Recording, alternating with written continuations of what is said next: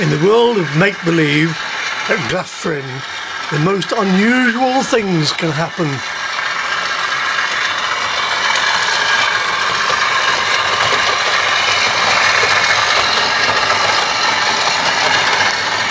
The Indian Pacific train from South Australia.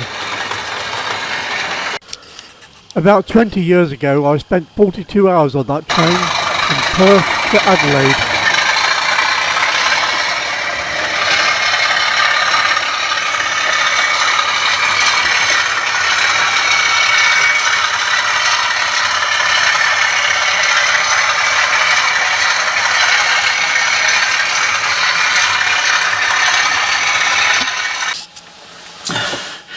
Hello again everybody. It's now well over a week, I don't know, something like 10 days or so since I tested positive for COVID, and I'm still testing positive, unfortunately. And I don't know how it affected other people, but for me I just haven't been able to concentrate on anything, and the stuff that I have done, which I'll show you in a minute, but it's nothing's finished. I haven't got the, I don't know, it's just listless and difficult. Anyway, I've been trying to empty out some boxes and to make a bit more room. I'll show you what I've done anyway.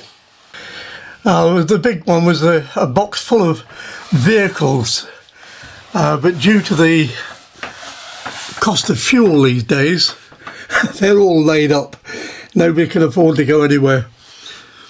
The other thing I've done is take out some of the old buildings that I got. A lot of them are kit built, and started to lay them out more or less where I think the town will go. But as I say, nothing is actually finished. There's that little industrial unit that I built, and that engineering workshop there was actually built by my youngest granddaughter many years ago. And then this area here is going to be the hill with the funicular railway on it and the heritage railway going all the way around it. So, as I say, it's a matter of putting things out and trying to work out where everything will go.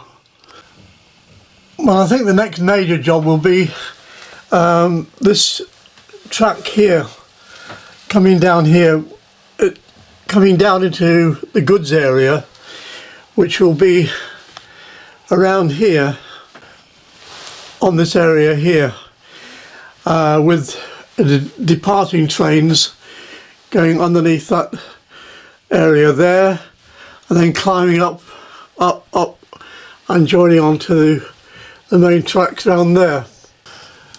Well, I have managed to get the train running along this back track there, which will go through the little town and then join onto the main tracks again over here. So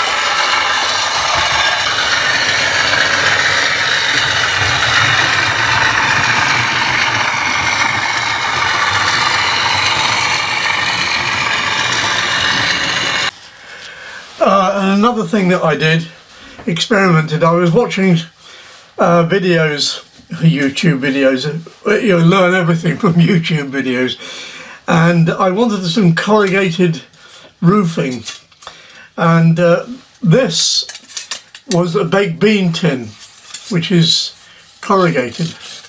So I cut that piece off and I couldn't get it to go flat without getting kinks in it.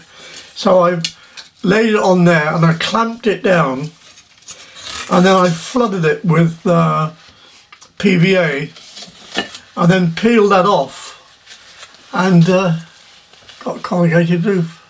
Or I can cut that out, and this is just an experiment, so I can make plenty more of that. And that's make good corrugated roofing. So I was pleased about that. And then one other thing that occurred while I was doing a clear up,